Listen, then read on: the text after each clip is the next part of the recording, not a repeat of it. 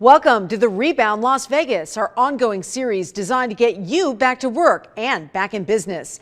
I'm Trisha Keene. We'll spend the next 30 minutes showcasing hot jobs, talking about ways to keep your family safe, and we'll also look at ways to manage that stress so many are feeling. Here are this week's stories. I was laid off from a daycare, and it became the full-on, okay, we're full COVID mode. Parents are now being laid off. No one's coming in. This is happening. Like so many other renters in the valley, Nicole Rowe found herself falling behind on rent after losing her job during the pandemic. Not knowing where you're going to get money from, the first thing I did was apply for unemployment. The second thing she did was reach out to her property manager. Keith Thompson with Large Vision Property Management says Nicole has kept his office updated every step of the way. That includes providing proof she's applied for the CARES Housing Assistance Program, or CHAP. They say that she's approved. We have a thing that says you're approved, but she hasn't been assigned a caseworker. Despite Nicole being behind on rent, Thompson says she won't be evicted come June 1st. If you're communicating, you're doing what you're supposed to do, we will work with you. We are still talking to people every day, tenants every day, who say, wait a minute, there's a moratorium. Wait a minute, there's rental assistance I can apply for. Consumer rights attorney Jim Birchtold with the Legal Aid Center of Southern Nevada says renters need to know there's hope. Millions in free federal funding is available to any tenant impacted by the pandemic. The effort to get that information out to tenants has failed. Tenants absolutely need to apply. This Clark County website can get you started. Be sure to have a photo ID and a copy of your lease. Then contact your landlord. So it's absolutely critical. There is no downside to communicating with your landlord through this process, because ultimately, to get the money issued from CHAPS, the landlord has to sign a tax form. Birchtold admits some landlords may not cooperate. If you receive an eviction notice, be sure to file a response with the court. If you receive 5 eviction notices, you have to respond to all 5. Each one is a separate eviction notice. So tenants absolutely need to protect themselves. As for Large Vision Property Management, they're doing what they can to help. We have worked with our tenants. We've made payment plans. We've done everything we can. Nicole says she's thankful for the help and advises anyone else having issues paying rent to contact their landlord. They don't know your situation unless you give them the information. You know, you have to be willing to speak and have that open line of communication. For 13 Action News, I'm Trisha Keene. We're just a week away from a fully reopened Las Vegas. No restrictions on businesses or activities, but what exactly will change when we hit that June 1st date? 13 Action News reporter Jeremy Chen shows you how some places will be returning to that pre-pandemic feel, while others will keep their safety guidelines in place. A fully reopened Las Vegas coming soon to a business near you. The Valley gearing up for a pre-pandemic normal starting June 1st. This means having all the chairs and tables available at Pho Ta in Chinatown. It's a big difference. Before kind of slow, now after 2 more weeks, and a lot of business coming, even like traveling people and residential people coming. Julie Huang is the manager at the restaurant. She says employees are still wearing masks as a precaution. She feels safer with vaccinations widely available. Everybody got the second shot, and the whole state may be more stable, and more people come more often. But don't expect more people at certain government agencies like the DMV, at least for the time being. The agency saying it will be adding more chairs in the waiting area inside, but won't be able to expand appointments. The pandemic creating staffing issues at the agency. We were holding 64 positions throughout the department open for possible budget cuts as well. Due to the state's improved budget picture, the legislature was able to restore those cuts. So now we're hiring and training people.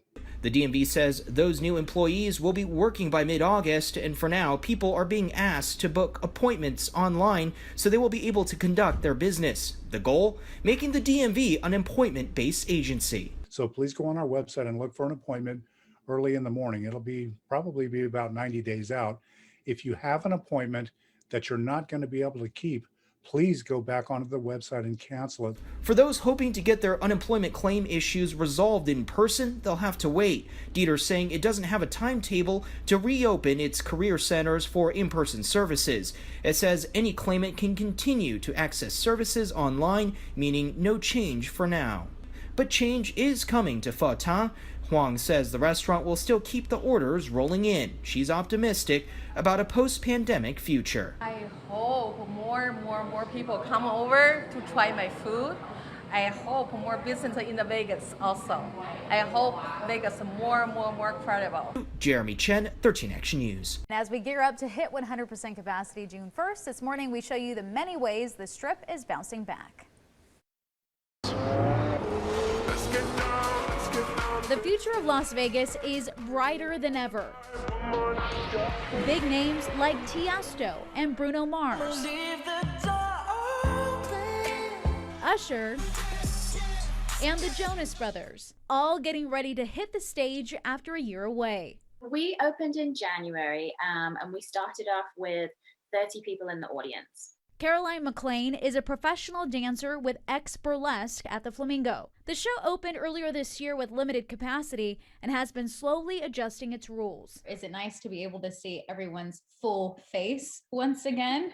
Oh my God, we say that all the time. Oh my gosh, I can see people's faces now and they look so happy. Now that mask requirements have been lifted for fully vaccinated people, that's one of the biggest changes you'll see in town.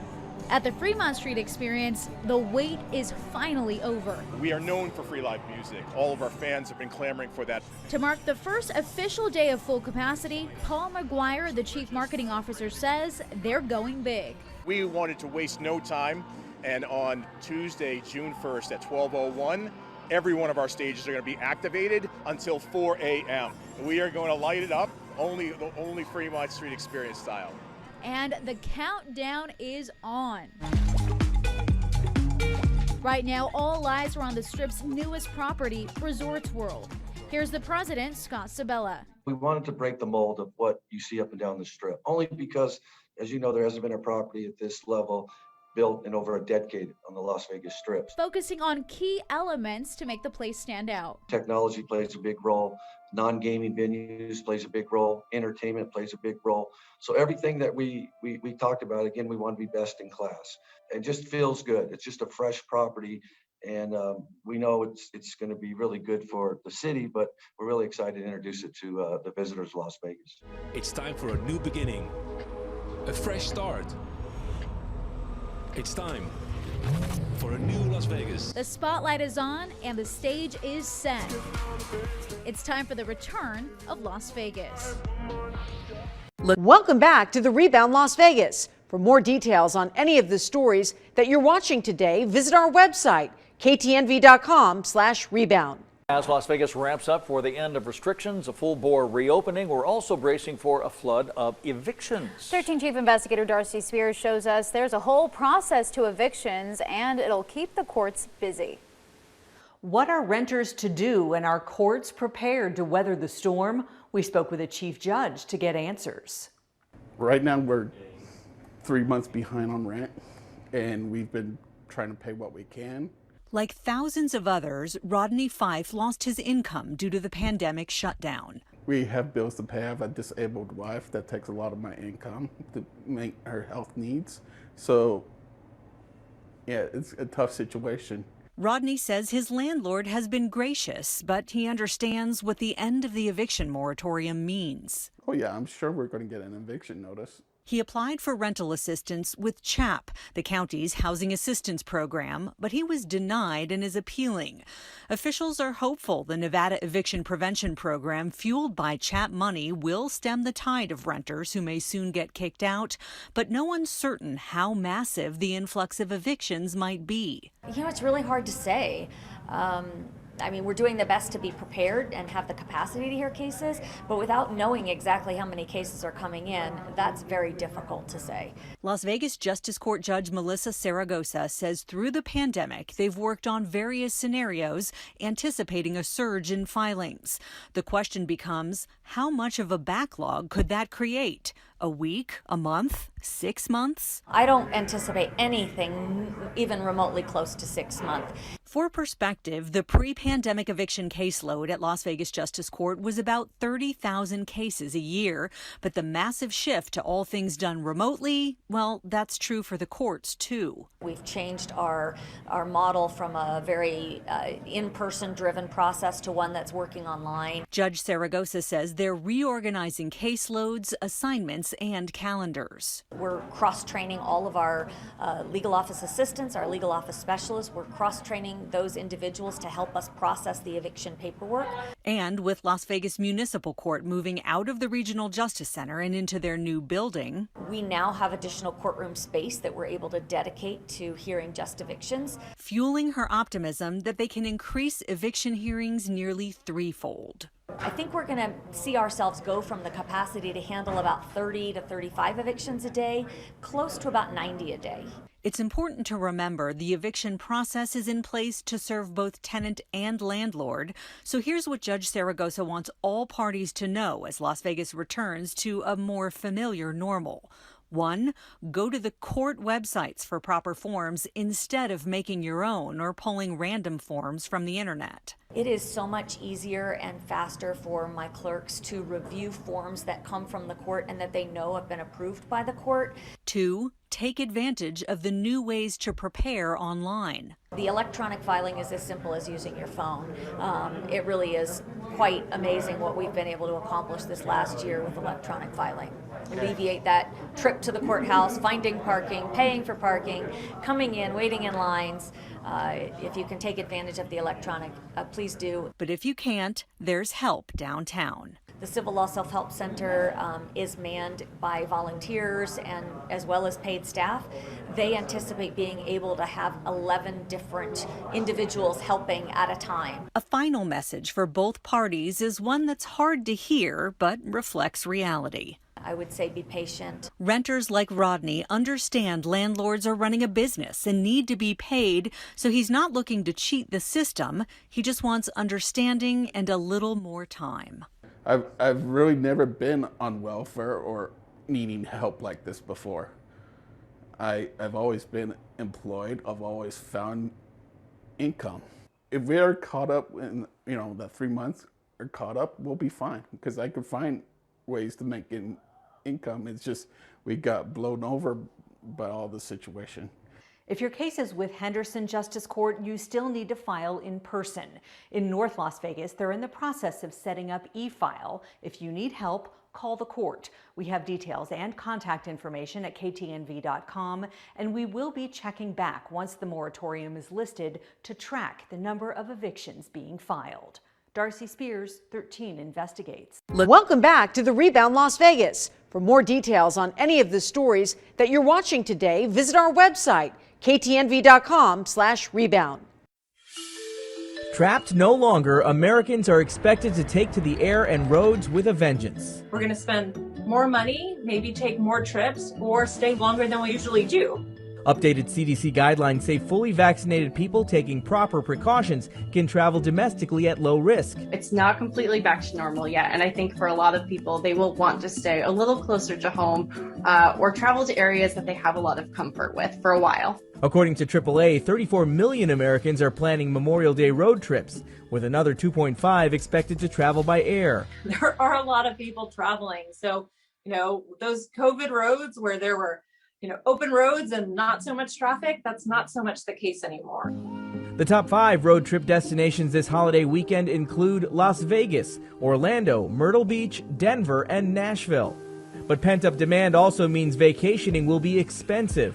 Flight prices have been climbing since April. This is a popular time for people to travel anyway. Families are reconnecting. There are a lot of factors converging, and all of this is compounded by the fact that there's still reduced inventory. Low inventory and high demand for rental cars could leave some scrambling for a ride. Rental car prices in places like Arizona, Hawaii, and Florida have spiked by 300%. As much as $134 a day, if not more. So definitely best to plan ahead when you're looking at rentals. Experts say there will also be pain at the pump. Gas prices are the most expensive we've seen since 2014, and they're not going to get cheaper anytime soon. For those hoping to avoid crowds, experts suggest reconsidering travel to some of the most popular vacation destinations. It's important to use a travel agent, someone you can ask questions to, understand what's open, what restrictions are in place, just again, so you can enjoy that vacation, especially if you're planning an international trip. It's important to remember the pandemic is not over yet, and case increases could change things at your final destination. It's also a really good time to think about getting a travel insurance policy, even if that's something you didn't do before the pandemic. It's a great way to protect your travel investment. Experts say successful summer travel will be found where planning ahead meets flexibility. I'm Usher Qureshi reporting. Ladies and gentlemen, boys and girls, the gates are now open. Welcome to your summer home. We've waited more than a year to hear the roar of packed stadiums. The crowds look a little different in most places, but the joy for the sport is the same. America's pastime is finally coming back to life. There's no better feeling than being able to say, I'm at the ballpark, watching the Seattle Mariners play again. For superfan and sports podcaster Mike McDonald, there's no place he'd rather be. Being at the ballpark is kind of like a church to me. It's a religion. You know, baseball is in my blood. I've been a diehard Mariners fan since I was 4. But this season, fans aren't just rooting for the home team. The Seattle Mariners scored a pop-up vaccine clinic. This is your vaccine card? With some of the best seats in the house. McDonald says the clinic's location convinced him to step up to the plate. I felt like I didn't really want to wait for an appointment outside the stadium, and I said, you know what, I'll get it done here. And dozens of fans and employees were on deck right behind him. It's all about taking care of your community and the people around you. It makes me feel incredible to even be a fan of this team, that they took the necessary steps to even give fans a nice breather and say, hey, now I even feel more safe going to the ballpark. And this night was special because one of the Mariners' youngest fans got his chance. And when he saw this, he's like, Mom, can I do it? Can I do it? Not knowing it would be here at his first game of the season. First at school to get it, first of all. Also, I'm going to brag to all my friends, and yeah, it's going to be super sweet. The quick pinch gave 13-year-old Fisher Black a chance to look forward to. Pretty much everything that has to do with not COVID, so yeah, mountain biking, skiing, whatever it is, just having fun. But it's more than fun. In the state of Washington, there are far fewer men vaccinated than women. That's why the fire department and the Mariners think these clinics are so important, because over the last few games, the majority of people they've given shots to have been men. And that's what it's all about, is going and meeting people where they are. And we are proud to have the opportunity to stand in the gap and help our community get back to normal, whatever that is. For now, normal is masked fans, a few extra open seats, and a bigger team helping out to keep sports alive. We band together for baseball. I'm Alexa Liacco reporting. Welcome back to the Rebound Las Vegas. For more details on any of the stories that you're watching today, visit our website, ktnv.com/rebound. It's not every day you're able to do a job interview and then jump on a zip line, but this is just one way businesses are trying to entice employees to come back to work. The Slotzilla zipline remains as popular as ever, with guests living their Superman dreams. President and CEO Andrew Simon is thrilled. People are loving the zipline this summer, and we just want to be able to service as many people that want to come here. With June 1st fast approaching, Las Vegas will fully reopen with no capacity limits. Slotzilla is looking to fill 30 to 40 positions. It's offering a zipline ride as part of the interview process, along with wage bonuses. Everybody knows here in Vegas right now, getting employees excited to come back to work. We're all opening up. There's huge opportunities, and I wanted to come up with something real interesting for people to come here. It's incentives like these businesses across the valley are using to entice people to start working again. Financial analyst Steve Buden says it's been a struggle for businesses to find qualified applicants, as unemployment benefits sometimes exceed normal wages, or single parents have a hard time finding childcare. He says businesses are trying to up their game. Things like flexible schedules, signing bonuses, 6-month bonus periods upon which you'd get a pay raise. He says staffing up is important, especially for strip properties, in order to maintain a standard of hospitality. If many of our big hotel casinos are understaffed, the experience the consumer is going to have is going to suffer. If it suffers, they may or may not choose to come back. So we really need to make the best effort we can to get these people back to work. At the Venetian on the Strip, the casino resort is looking to fill about 300 positions in a variety of areas, from housekeeping to security. It's taking an aggressive approach in recruiting talent. We're giving them the opportunity to make sure that they're given a chance and to understand that we are offering on the spot, which we've never done before. Simon says he's confident the unique experience of the Zipline at Fremont Street will attract new workers. When you ride this ride and you get to see what goes into being there, you're like, wow, I want to work here. Fortunately, the workers that were hired today will be able to start in early June. Jeremy Chen, 13 Action News. I would consider myself a remote work native. I've never worked in a traditional office. For Indy native Wes Wagner, the office is wherever he wants it to be. It's just where the world is going for a lot of technology companies. The software consultant for startups was exposed to the world of remote work during his time in college at IU Bloomington. I realized I could just work remotely and take that career path, and so as soon as I graduated, I decided to do a little bit of traveling, went to Medellin, Colombia for a couple months, fell in love with the place. He split his time between the Circle City and the city of Eternal Springs. But when the pandemic hit last year, Wagner, like many Hoosiers, found himself back in familiar territory with his family in Indy. When I moved back to Indy at the beginning of the pandemic, I really was lacking a community. Because in Colombia, he found a community of remote workers. And working from home and remote work are not the same thing. For me, remote work means being a part of a community with other remote workers. So he joined the Speakeasy, a communal workspace for entrepreneurs and remote workers, a tip he has for others in his shoes. And now when we don't have that social life, when we don't have necessarily bumping into people to have career opportunities, you have to really intentionally find those places and those online communities. To market his skills and make connections, Wagner's active on social media, connecting with folks in tech over Twitter and online forums. He tells me most of his clients are outside of the state, and technology allows workers to compete for good careers on a global scale while enjoying the benefits of living where you desire. And it allows you to be very intentional about where you want to live, and you can choose a place where you have a high quality of life. And so I'm kind of getting the best of both worlds, where my job and career can be all around the world, but my quality of life and my closest friends and family are right here in Indianapolis. And places like Indy may become a destination for more remote workers like Wagner. You know, Indianapolis is such a great place for remote work, being able to afford a home while also not making any sacrifices in their career. That's a really special position for Indianapolis to be in. Thanks for watching the Rebound Las Vegas on your favorite streaming device. If you missed any part of this week's program, just hit the back button on your remote and scroll down until you see the Rebound, and you'll find every segment we aired in this episode. Stay tuned for more 13 Action News after the break. And check us out anytime here on KTMV Streaming, Las Vegas News on your time.